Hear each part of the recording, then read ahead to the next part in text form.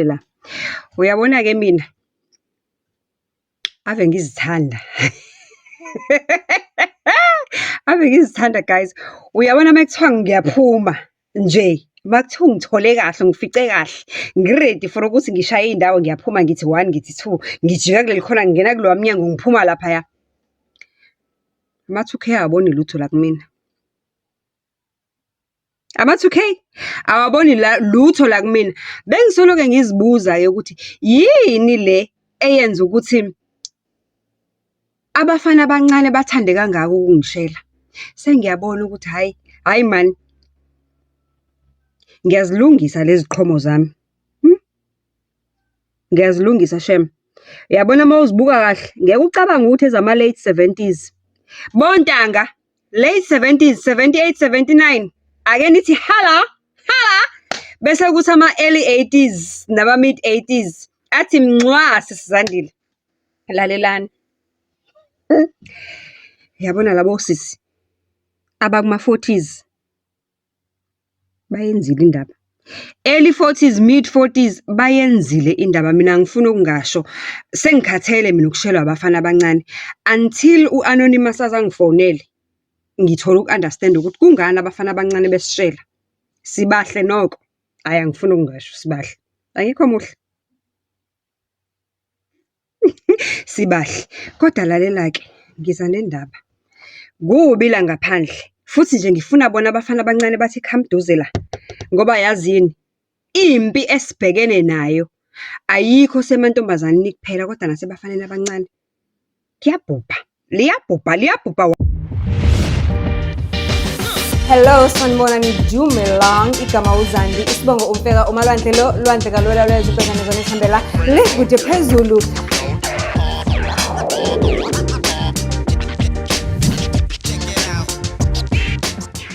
Do join. Afone uAnonymous athi sisandile angingalutheki kanje, ngiluthwa umuntu omuhle ofana nawe, ozithanda ofana nawe, futhi nawe I'm sure ukuthi you are ule yaminyaka yakhe usisters lo engahlangana naye wangilutha minci kanti he uqedile ngami. Uthi sisandile ngisebenza asiqale ekuqaleni i-background yomntana. Ithi i-background yomntana ngihlala eMayville. Those of you abalazi iTheku, excuse me, will understand ukuthi iMayville it's one of the areas kahle lapha kuseMjondolo. So le Mijondolo le isikhathi esiningi ihlala abantu abafika eThekwini abazozama impilo. Umuntu ohlala lapha ya akasiyena waseThekwini, akazalelwanga lapha, umuntu ozozama impilo. So uthi ke naye ke wafika eMayville ezozama impilo ekhaya kubo kule emafarm someplace eMzinto, emafama semzinto. So wathi akasondelele ngasedolobheni elikhulu eThekwini ukuze azame impilo. So uthi ke ekhaya kuwo bakhule nje bengathatha entweni, kodwa wakwazi ukufunda azafike ku-matric. Uthi mangifika ke eMayville ngithola omunye usisi la sihlala khona sonke la emkhukhwini, sitholile i-stand, angazi ukuthi i-stand zakhona zithola kanjani, kodwa ke bayarenta umeshi stand kodwa uyarenta. And then maka renta lo sisi wase Eastern Cape azohlala naye uyixhosa. And uthi nje kusho ukuthi nje mina vele I have always had a weakness for abantu abadala kunami, ngoba mina ngineminyaka engamashumi 24 kodwa lo engithandana naye uneminyaka engamashumi 29, ukuthi una 29, umfana yena una 24.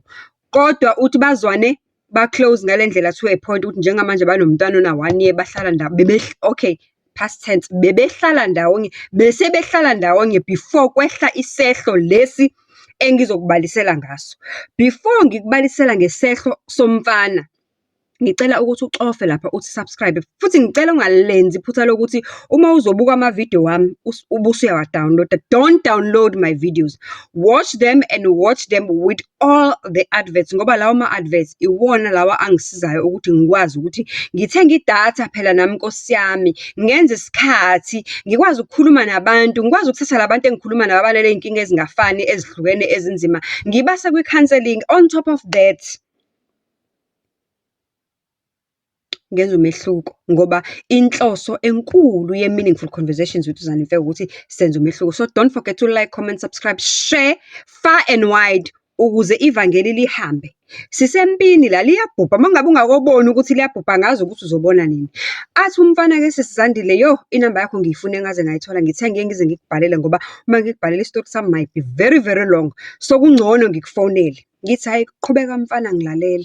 Athi umfana sisizandile ngihlangane nosisi omuhle isibutubutu iyele bone futhi nje ufana nawe ngiyazi. Umuntu okuma-40s or approacha early 50s kodwa ngoba muhle uyazithanda unakekela neziqhoma zakhe njengawe nje njengoba unakekele ezakho. Angeke umbone, uyambona ukuthi umuntu ophila kamnandi osemafutheni, ile genge le ehlala ithi mangabe nje ivele yacasula into encane ihambe ivele iyongena ehhotela thizeni ifike ibhukhe imassage, ifike ibhukhe iglass of wine, yabona nje ifike ibhukhe a very special glass of wine, ithi kuvele kuphela istress siphume ngewindi. Abantu abaphila isoft life sisandile, abadla i-life nge-golden spoon, ubone ukuthi ya impilo le iyahamba iyaqhubeka. Uthi umfana okay fine, ngikutshelile ukuthi ngihlala ne-girlfriend yami endala ngo5 years kunami, sihlala eMayville emkhukhwini siphusha impilo. Lo sisi lo ugood ngezandla yena lo engihlala naye. Uma ngabe ngingekho mina ngisemsebenzini, uqhela abantu ikhanda, ufaka iweave, ukhathi ishiya, wenza zonke lezi zinto lezi. That's how she makes her money. Mina ngenzani? Kusene kuvuka ekseni ngishaya istrata ngaze ngagcina ngiwuthola umsebenzi lapha emahhotela amanye amakhulu agudlulwa eThekwini. Okay, uthi-ke ngendlela enginogazi ngayo ke mina sisandile, mina sidalo-ke nje ngibe nginogazi, ngikhule ngumntwana othandekayo, into nje engiyithintayo, everything that I touch it multiplies and it just turns to gold. Ngizokuprovela ukuthi leyo nto ngiyishiso ukuthi even ngisho emsebenzini mina kwi-shift yami akushoni ilanga ngingagodukanga no-350 and more just for ama-tips. Even on a bad day, ngisho kungathiwa ama-colleagues wami aya-complain kakhulu kangakanani kodwa makukhona mina eshiftini sonke siba nama-tips. Okay, uthi hayi-ke siyincenga impilo no-sisters lapha emqashweni, uyazama naye kwathini ngapha uthola imali ye-grant sihlanganise, so ku-right ngoba manje uya-sharing umkhukhu, as uya-sharing umkhukhu mina ngikhokha i-rent yena athenge okunye okuncane, mina bese ngenza sure ukuthi iy'nto zengane ziyabhalansa no matter what. Kuhambe ngelinye ilanga kufike usisi thizeni emsebenzini omuhle sisandile, ophethe yabona izikhiye lezi zemoto lesikhiye singabonakala ukuthi isikhiye semoto esicashe somewhere eqhuzwaneni thizeni eliyisikweranyana. Angene lo sisi ushayela phezulu ufaka amaqhokusi, uyambona ukuthi muhle mekangena muhle sonke sijika naye, and ungena during the day on a very very quiet day. Hayi ngihambe ngiyomseva lo sisi, ngiyomseva lo sisi, she is a very nice person, muhle lo sisi, uyathandeka. Uthandeka njengawe nje sisandile. But uthandeka njengawe futhi even ngisho i-age yakhe ngiyambona ukuthi lo hayi phela untanga yomalo. It's either early 40s or mid 40s. Ikona ukuthi umuntu ophila kahle akulula ukuthi umbone ukuthi iminyaka yakhe emngakanani ngoba phela bayazithanda, bayinakekela, ngithi bayazicofa everyday, bayazicofa bayazipenda, benza yonke into le. Uthi hayi lo sisi yazi mekafika that particular day kwakuyi mid morning, mekafika kusho meka mid morning kwaku around 11-12. Uthi mekafika lo sisi azange order nento eningi nje, uthi wazi-order i-chai latte and maqeda ukuzi-order i-chai latte wa-order ne-croissant no cheese and that was it. Kodwa makaqeda ukubhatala wangipha i-tip engaphezu kwalento ayidlile. Uthi ngithi mangithi ngivula ibhuku lama-tip, hawu, and le tip iwu-cash, yena ukhokhe ngekhadi. Hey, hayibo, kahleni bo, this is not normal. Umuntu adle into and then i-tip anginika yona ibe more than into ayidlile. Usually kwethu i-tip angithi u-10% ema-restaurant amakhulu, 5-star whatever. Okay fine, hayi ngingana ngithi inhlanhla yami vele ngumuntu onenhlanhla. Uthi hayi kuhambe ngelinye ilanga afike lo sisi ngeyikhathi zantamba manje selishona ilanga ngenhlanhla futhi nami ngikhona eshiftini. Mekafika order that day nje a-order nje like a full meal. Uthi again lo sisi adle, lo sisi amnikeze i-tip engaphezu kwento ayidlile. Uthi hayi sengiqala ukumnaka ke lo sisi. Uthi nangaphandle kwaloko lo sisi is a nice and friendly person, uyabuza, uyakhuluma, yabona nje siyachatha, siyaxoxa kumnandi. Uthi khambe lo sisi aze size sibe close to a point ukuthi each and every time makafika manje la emsebenzini akasafuni ukuseva omunye umuntu, ufuna ukuseva imina kuphela. Kangangokuthi even ngisho nama-colleagues wami wamantombazana aseyambalekela. Uvela athi mengena nje ngomnyango bavele babone ukuthi hhayi nanti ikhastoma likazi bani bani, basheshe banyamalale ukuze bangaze bangenele kuyena, ukuze yena athole lo muntu amfunayo. And as a result naye uthi uma engena nje ngomnyango wahlala phansi, uvele abuze ukuthi uphi uzibani bani, ucela ukuseva uzibani bani. Kangangokuthi sekuze kuthiwe umuntu wami emsebenzini, kuhlekwe nje kube ijoke ukuthi umuntu wami. Uma efika ngingekho uphatheka kabi, aze abuze ukuthi i-shift yami kanti iqala nini, and enze sure ukuthi uza ngesikhathi se-shift yami. And usmart ngoba uyakwazi nokuwabamba ama-shift yami, babemtshela ukuthi hhayi uzibani bani uma ngabe ku-Monday to Thursday ungena ngey'khathi ezukuthi uma kuyi-weekend, which is Thursday afternoon up to Sunday ungena ngey'khathi ezukuthi. Wazibamba nje lezi khathi zami lo sisi, wazimasterisha nje zasekhanda kuyena. Each and every time ufika ngqoma kukhona mina, and futhi angancamela ukuhlala kuphele an hour engadli engaseviwe uma ukuthi akeze ukuseva mina. Uthi lento iqala ibe strange at first, ibe ijoke sihleke la emsebenzini, namabhosi amayihleke, kodwa kuhambe kumina igcina isifika ngenye indlela ukuthi hayibo lo sisi ithini into yakhe yabo, sithini isitori salo muntu wesifazane. Kodwa uthi hayi nginganaki, ngithi mina hayi ngoba ungiphi imali unginikeza ama-tips. After all ama-waitresses amaningi abhustwa ama-tips more than i-salary, because kwezinye iy'ndawo i-salary incane, ama-tips iwona akubhustayo nje throughout the month. Uthole imali yokugibela, uthole imali yokukhera, uthole imali yonke yabo yezidingo zasendlini. Uthi I am happy because ngithola ama-tips, and ama-tips akhona hhayi ayancumisa shema, ngifuna ukungasho. Uma ngabe ngangithiphanga ngemali e-less than 300 rand, hhayi that day usuke enze into engekho. Usuke enze ayikho uma engithiphe ngo-200 noma ngo-100 rand. Kodwa nje kahle kahle amathiphi akhe aqala ku-300 kuya phezulu, okuyinto engajwayelekile-ke endlini yakithi emnyama, ngoba indlu yakithi emnyama shame yona ayithiphani, kusho yena njalo. Uthi kuhambe ngelinye ilanga afike very late, and I suspect ukuthi that day engazi ukuthi she knew ukuthi ngiphuma ngasikhathini, ngoba ngalelo langa lelo it was a quiet day during the week, and sasizoshayisa late. Sasoshayisa ngabo early, ngabo 10, 10:30, ngoba the latest esishayisa ngayo thina lapha la engisebenza khona, it's around 1-2 a.m. in the morning. That's the latest uma ngabe ku-busy. Kodwa uma ngabe ku-early-ke sishayisa ngabo 10:30, 11. Uthi ahlale lo sisi ngize ngishayise e-shiftini, uma ngabe ngishayise e-shiftini angibuze ukuthi ngihamba ngani ukuya endlini. And uthi vele-ke ukuthola i-transport ebusuku is a struggle, ngoba you have to wait for ama-taxi lawa awayindayo asebenza 24 hours, and lawo ama-taxi lawo aliguduza lonke itheku. Ungaze ugcine ufike endlini, ungaphuma emsebenzini ngo-11, 1 ekuseni, kodwa ungaze ugcine ufike endlini ngo-5 ekuseni, ngoba ahamba itheku lonke, ehamba edropha abantu. Uthi nangempela amhambise. Uthi ngalelo langa ukhumbula kahle ukuthi that particular day ekade mbuze kanjalo wamthipha ngo-8,000 rand. Uthi ngalelo langa wayekade efike with a friend ukuzodla, so babedle ngemali e-close to 800, 900, and then yena wamthipha nge-1,000 rand. Uyabona ukuthi leyo mali it's still more than imali adle ngayo lo sisi. Uthi kodwa hhayi-ke nginganaki, ngoba vele sekuyinto ayijwayele ukuyenza, ukuthi yena makathiphana vele uthiphana ngemali enkulu. Uthi hhayi, uthi makaphuma eshayisa emsebenzini umlinde, nangempela umlinde ngaphandle, amfake emotweni ahambe baye ekhaya, afike amdrophe. Uthi angamhluphi ngalutho, afike amdrophe nje ahambe. Uthi kwagcina sekuyinto ejwayelekile le, ukuthi njalo makashayisa late a-offerishe ukumgodukisa, njalo makashayisa late a-offerishe ukumgodukisa. And this time akasangeni ngaphakathi e-restaurant ukuthi ayodla. Usevele nje afike alinde ngaphandle parking, umfana asebenza aqedisana nenamba yakhe, sebe-exchange ama-numbers, adle askisi alinda asebenza umfana amlinde aqede, makaqeda ukusebenza amthathe amhambise.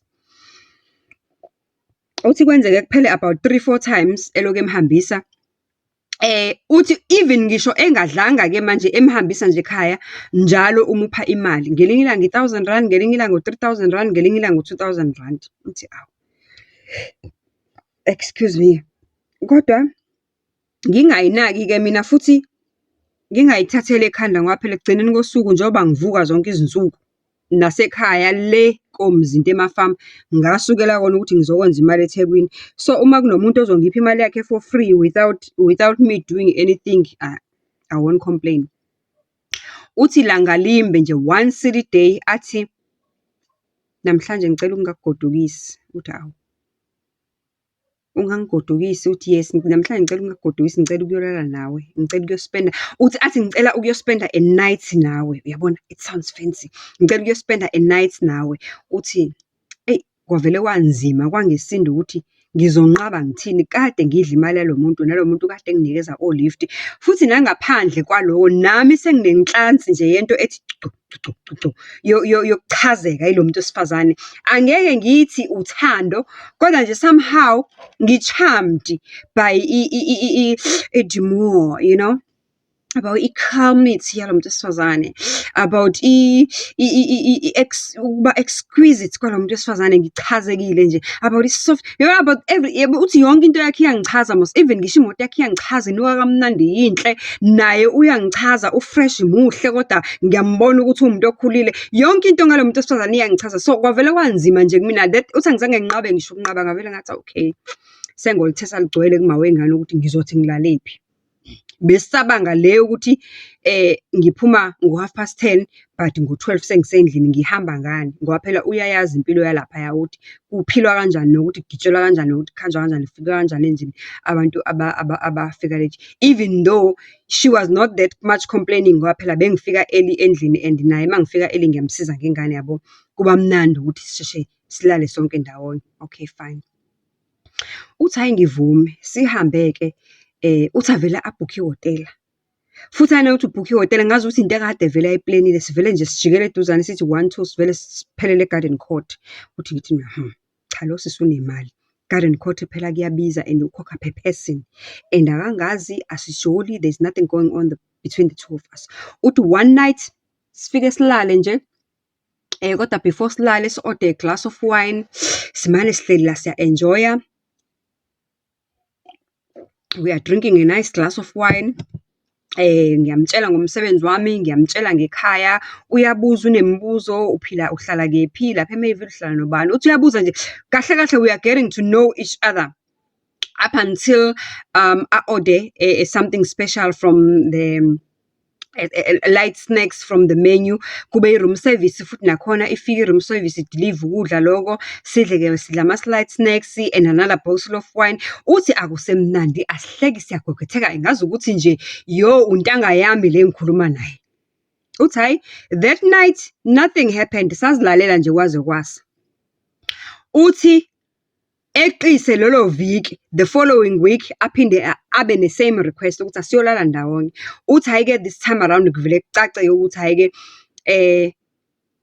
angisakwazi ukujikela emva kwendlu ngoba uthi sathi singena nje roomini wayengibamba ngokhiso oshisayo wangishaya ngosinqanda mathe owangidida ikhanda uthi wangithi nje mncwa kuma lips qede wangibamba wangihaga wathi ngcwa esiphongweni waphuma kimi waqede wakhumula wazijikela phezulu kombhede wahlala nqunu naked uthi sesisandile lo muntu wesifazane ukhulile ngeminyaka muhle unuka kamnandi angisayiphathi indlela ami ngayo yayilo umuntu engazi ukuthi uNkulunkulu wambumba enesikhathi uNkulunkulu wamuntu wambumba iviki lonke the way ami kahle ngakhona wathi mesekhumula nqunu esala ngobrano paint ezijikela phezulu kombhede uthi hayi ubudoda bami bangikhumbuza ukuthi indoda phela wena kahle kahle uyindoda ukuthi uzoloku umrespecta lo muntu ukuthi imdala kwathini uthi angibuzanga uthi ngazijikela kuye uthi hayi sacabuzana kwamnandi senza zonke izinto zabantu abadala hayi ke uthi kwathi mase kufanele senze impahla enkulu phela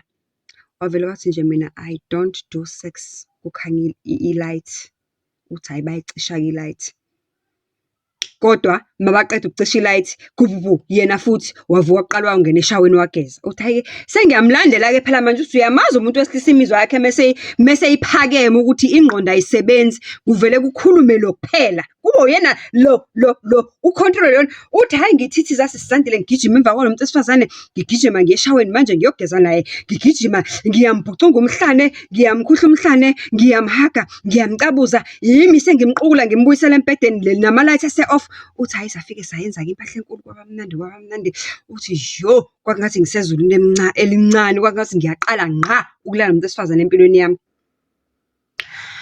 uthi hayi lobo busuku kwaba ubusuku obukhethekile endlini ngafike ngalithetha again ligcwele ukuthi ngiphumaphi uthi nje lo wami wale oma wengane wayesevela athi uyathetha ngoba khumbula phela ukuthi the first night ngiyoqala ukulala nalo muntu wesifazane singenzi lutho. Ngakusasa ekuseni wavela ngithi nje ngci ngo-6K. Angibange ngisabuza izinto eziningi nami hawu. Kusho ukuthi nje I'm just a companionship. He's just appreciating. Ukuthi the second night-ke ngilale naye, wavela ngithi ngci ngo-15K, yadablisha leya mali and more. Uthi ngathi imali engaka, uthi sisandile ibhola lemali ama-200 ahlangene. Uke wabona ibhola lemanto ongakazi uyibone. Ngaze ngabona ukuthi yabona nalesi certificate sami engisoloke nginamaphupho aso ukuthi one day ngiyoya kosenza lesi sokudriver iscavenger because kukhona umfowethu lapha eMayville osebenza kwi-construction. So not iscavenger man, excavator. Kukhona umfowethu lapha kwi-construction owangikhombisa i-payslip yakhe nemali engifisa kabi ukuyihola, owangitshela ukuthi nje udriver ama-TLB nama-excavators. Ngabona ukuthi mangathiwa ngifikelela life kuba amaphupho wonke afezekile. Khumbula ukuthi mina e-restaurant ngiziholela 3.5. Kulo 3.5 kufanele ngihambise imali ekhaya 1,000 rand, uma wengane ngapha, ingane ngapha, imina kufanele ngigibele. Impilo nje ayikho lula, le mali iphelele ezandleni. So umuntu uzovela aqhamuka ukuthi ngci 6K, akuthi ngci 15, uthi mhla enginika u-15K ngavele ngareporta off sick emsebenzini, ngathi ngicela ungangihambisa emsebenzini ngiye endlini straight. Uthi kangangokuthi noma wengane wayezathi me-complain ethi wena sowulala endlini, awusolala ama-empty, uthi ngangivele ngimuthi ngci nge-1,000 rand. Ngiyazi ukuthi imali enkulu leyo musikuyena, ngoba uma usebenza ukwenza abantu iy'nwele, ngelinye ilanga kuyabheda, ngelinye ilanga kufika umuntu oyedwa ozokwenza ishiya akukhokhela u-100 rand, ngelinye ilanga kufika umuntu oyedwa ozokwenza izinkophe akunikeze u-150. So imali leyo. So naye wayesevele athule, ngoba manje uthuliswa ukuthi meke waqala wathi uyakhuluma uyathetha, ngivele ngimuthi ngci ngemali ngiphume kuyena. Hawu na, inkinga ikephi? Ngimnikeza imali mos. Hayi uthi khambe, uthi usuku lwesithathu la uthi emveni kokuba kade emnike u-15K, uthi wake wathi ukunyamalala. Nami ngaze ngaphatheka kabuhlungu ukuthi hayibo, ushonephi manje? Uthi yabuhlungu inhliziyo yami, usengilahlile njalo. Kusho ukuthi le mali ngeke ngisayithola, yaphela i-soft life, sengilahlile. Into engizoyithini ke le? Ngimfonela, mangimfonela ifoni iyaringa ayibanjwa umuntu, mangimfonela ifoni ngifaka voicemail, mangim-WhatsApp akaphenduli. Uthi la aphendula khona wathi nje I am so sorry baby, I have been busy, business callings. Yeah, I've been busy with business dealings.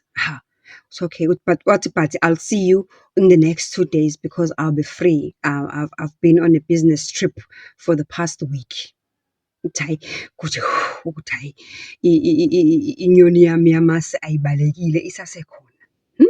Ibuye inyoni yamasi in 2 days time. Uthi hawu, wabona ngayitheleke e-restaurant isincume sebesho nama-colleagues ami, nangu umuntu wakho, hamba oseve umuntu wakho. Uthi hayi nangempela fike ngimseve, angithi nge-tip ka-1,000 rand. Hayi vele inhlala yenza sengikujwayela ngisathuki. That night ahlale alinde kuze kuvalwe i-restaurant. Mayivalwe i-restaurant athi ucela ukuhamba nami. Uthi hawu ngizonqaba yini, last time anginika u-15K mos lo muntu. Uthi bahamba, uthi uma beyolala this time, uthi bahamba bayolala e-Hilton Hotel. The reason bangena ehotela for whatever reason, business trips and all, ngifike ngikhuleke ngoba imikhuba eyenzeke emahotela. Bengilele hotela. Okay, uthi bangene ehotela, ba-ode i-room service. Mebaqeda uku-order i-room service, ba-ode iwine njengenjwayelo. Bangene uthi angena athathe ishawa yena-ke, ngoba phela wayekade eke-shiftini ijulukile and it was a busy night. Uthi nje athi ngiyakubona ukhathele today, let me massage you. Uthi amassage. Makaqeda nje ukumassage avele azumeke zwi. Uthi ngivele ngizumeke lo buthongo bomnandi, yabona lo buthongo bomnandi bufikela isikhashanyana. Uthi mangiphaphama mhlambe after an hour so ngiyezwa ukuthi seku-midnight. Uthi hayi man, ngithinta umuntu wami la eceleni kwami. Uthi akabandi, even the skin sakhe sifila angazi ukuthi isikhumba senyoka. Uthi I've never felt isikhumba senyoka before, but I know ukuthi kuthiwa inyoka iyabanda njengekhala lenja, and that is exactly what I'm feeling. And it's a strange feeling ukuthi bengithi ngilele nomuntu. Uthi ngiphaphame ngigqume ngithuke. Uthi mangiphaphama ngigxuma ngithuke naye agqume athuke ukuthi uthuswa yimina ukuthi ngiyathuka. Uthi apha what's wrong baby? Uthi ngithuswa ukuthi uyabanda. Athi yini, ngibandiswa yini? athi I don't know. Uthi akhanyise ilight quickly. Uthi makakhanyisa ilight sebehleli bobabili ngezinqa. Uthi ambuke naye ambuke uthi hayi uyena nje. Hawu. Uyena. Pho what is wrong? Why ebanda kanje? Uthi aphinde amthinte futhi hayi memthintayo uright. Uthi hayibo kanti yini mina le bengizwa ebeyibanda kanje. Uthi hayi baqhubeke balale. Hayi ke manje obvious ukuthi ngeke basalala ke sekuzoba umdavazo vele. Uthi hayi ke vele wayeshilo ngithi first day ukuthi yena akakwazi ukulala noma akayi-enjoy ucansi mangabe elele nomuntu bekukhanya ilight. Uthi hayi ke bacisha ilight ngaphela bethuswe ukuthi umzwe ebanda ngathi inyoka wakhanyisa ilight wavuka wambheka and then mese becisha ilight ke manje sebenza umdavazo. Uthi again lokubanda kwanyuka. Kwabuya. Uthi hayibo yini le ngilalela. Uthi njengamanje ke sengishocked. Ngathi ngiboshwe umlomo akuvumi ngisho ukuthi ngikhulume ukuthi ngiqhubeke ngilale naye ebanda enjalo lo mdavazo vele ungabi mnandi kunga-excite next. Hayibo kuvele nje yonke into ibe strange. Uthi hayibo waze wabandla lo muntu angi-understand ukuthi kwenzakalani. Ukuthi hayi balale. Uthi mabaqeda ukulala akhanyisa ilight makakhanyisa ilight uyambheka. Hayibo uyena nje. What is going on? Why bekabanda kanje? Uthi usesaba nokubuza nokusho ke manje ngoba phela uyeza ukuthi uyathanda something is off la. Okay. Buphele lokhu busuku buse ekseni bahambe bakwenza bayodla ibreakfast as usual and then uthi that particular night imali amnika yona akayibalanga. Wayibala eseyedwa. Kodwa uthi wathi eseyibala eyedwa kwaku-55,000. Uthi izishaqa zo-200 rand. Uthi ngangisababale ngibala. Uthi ngayibala kawu-3 ngifuna ukwenza sure ukuthi hayibo u-55,000 rand ngempela le mali is over 50k. Uthi hayi imdide lento kodwa manje usenemibuzo eminingi ukuthi hayibo kwenzakalani la. Yiblessa leli umuntu omdala olala nabantu abafana abancane for sex pleasure uphila kamnandi kodwa kanandoda kwenzakalani la. Uthi hey nginemibuzo anginazo izimpendulo and akekho ozongiphendula. Uthi again that day kwakufanele ngingene i-day shift eyayiqala ngo-11. Uthi angizange ngiyingene ngakhola off sick. Something that is unusual about me because mina yimina engibambela abantu abagulayo yimina engenza ama-double shift ngoba phela khumbula ukuthi nginengane encane endlini emqashweni nginekhaya kufanele ngilibheke nginami kufanele ngizibheke. Uthi that particular day I was not sick but I called off sick. I kept on counting this money. Ubaby mama ubusy ngapha kwelinye ikhona la esebenzela khona la eluka khona abantu ingane isecrash mina ngibhizi ngibala le mali. Ngiyayibala le mali ngiphinde ngiyikhiphe esikhwameni ngiphinde ngiyiqale phansi ngiyibale uthi hayi ngempela ngize ngibe certain 3 times ngibala imali sesandile 55,000. Uthi that day lo sisi la anginikeza khona lo 55,000 was the last day I laid my eyes on her. Uthi the following day ngavuka ngaye emsebenzini ngiyobamba i-day shift yami bekufanele ngabe bengiyiqale ngayizolo ka4 days. Mangifika emsebenzini uthi umlungu wavele wafika wangibuka phansi phezulu. Wangibuka phansi phezulu wathi you are fired. Uthi ngathi hayibo sir what have I done? I'm fired for. Uthi what you are fired? You were not at work yesterday and right now you are smelling and you look like a snake. What is wrong with you? You are fired. Hayibo. What a shock of my life. And uthi lapho mangithi ngibuka ama-colleagues wami wonke ayangishalazela ngazi babuka inunu ethile. Uthi waphela kanjalo umsebenzi. Uthi ngahamba ke ngiyobozela ngijalile ke. Ngahamba ngayogibela itekisi lapha ya. Ekhombayo phezulu makethe. Uthi ngagibela angazi ukuthi ngiyaphi ngimane ngiyagibela nje ukuthi ngagcina ngazithola etekisini esemakethe. Uthi mangigibela etekisini bonke abantu bayabaleka kulesi sengihleli kuyona. Everybody is running away from the seat engihleli kuyona. Uthi ngafika endlini. Uthi ngathi mengingena endlini that particular day ngithi kufanele ngisebenze i-day shift. Uthi ngathi mengingena endlini ubaby mama wami ubusy uqhina icustomer kuleli elinye ikhona abajwayele ukuqhinelana kulona. Uthi ngingena endlini ngilale ngiqenqe kancane embedeni ngiguquke nombhede ngizama ukulala. Uthi abuza ukuthi hayibo why are you home so early? Aren't you supposed to be doing a day shift ephuma ntambama? Uthatha omunye uthi angaphendula angasho ukuthi kwenzakaleni. Uthi aqhubeka. Uthi athi mesuka lapho aphakame aye la ubaby mama kulikhona leli baby mama eli-extension abasebenzela ngakulona ubaby mama la echinela ngakhona abantu. Uthi ngathi mengithi ngiyaqhamuka nje i-customer lika-baby mama vele liqhashe lisukume liphakame libaleke. Libaleke ngathi libona inunu. Uthi hayibo kwenzakalani? Uthi ngisheshe ngiphindele endlini. Uthi mangabe esebuya ubaby mama eza kumina afike angibheke naye axwaye ngazukuthi ubona into e-strange athi hayibo kwenzakalani yini wrong ngawe zibanibani awuthi angibize ngegama. Hayibo hayi ngeke zibanibani uyashintsha. Hayibo uthi uthi aku-scream ubaby mama. Hayibo inyoka. Uthi hayibo ngithi no baby mina kwenzakalani, what is wrong? Uthi scream ubaby mama agcwala indlu yonke asuka qhurukutshu aphume ngesango. Hayibo abantu babona inono kumina.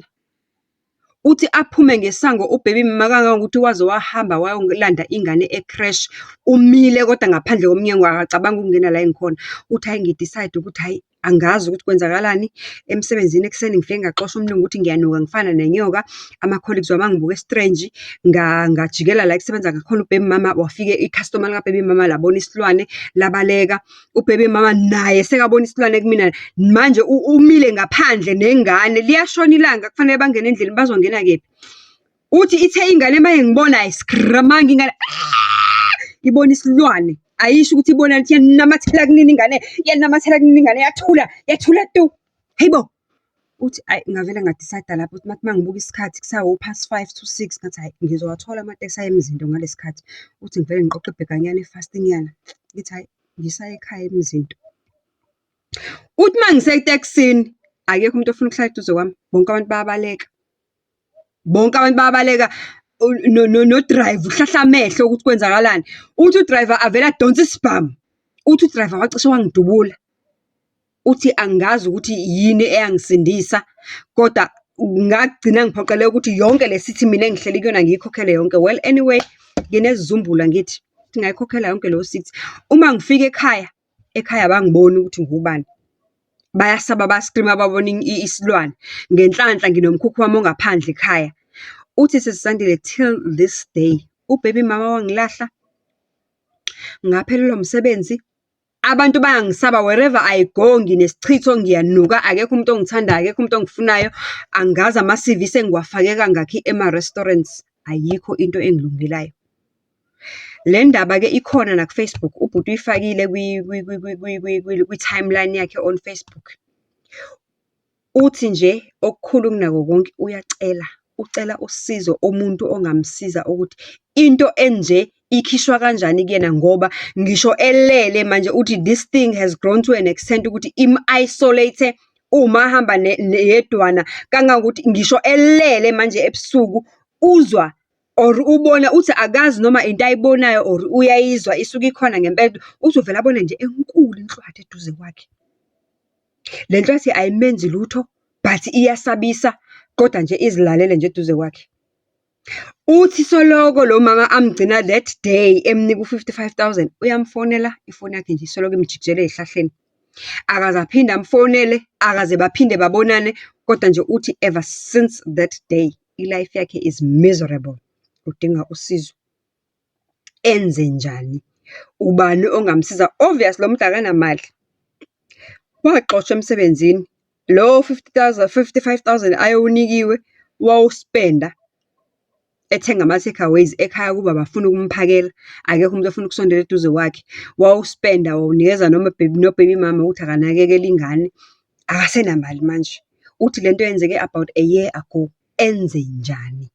Ubani ongamsiza? Udinga usizo and u-desperate. Anything engamnceda njengamanje udinga usizo. Ngesimanga nje sokulasta abantu abadala kunawo abakupha imali uluthwe imali yamahhala. Udinga usizo. From me to you in this awareness channel on all social ills, take care of yourselves and know ukuthi ayikho into eza kalula namahala that will not cost you life. Till the next story time, love and peace. Don't forget to watch our podcast episodes every Wednesday at 11 a.m. And please, I beg you, do not skip the adverts when you watch our content, because that is how we get a little income in our pockets, and we are able to help abanye abantu abangena kule podcast, abangena kule channel, abadinga ukusizakala. So from uMalwandle, nginithanda ngolove, Luka love.